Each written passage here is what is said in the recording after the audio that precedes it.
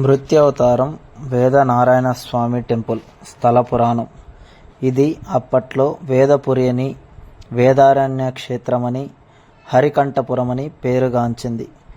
సోమకాసురుడనే రాక్షసుడు బ్రహ్మదేవుని వద్ద ఉన్న వేదాలను అపహరించి సముద్రంలో దాచినప్పుడు శ్రీ మహావిష్ణువు మృత్యవతారము దాల్చి సముద్ర గర్భమున సోమకాసురుని సంహరించి వేదాలను తెచ్చి ఈ స్థలంలోనే బ్రహ్మకిచ్చినట్లు స్థల పురాణంగా చెప్పబడుతుంది. దీనిని అప్పట్లో వేదపురి అని, వేదారణ్య క్షేత్రమని, హరికంఠాపురమని పేరుగాంచింది.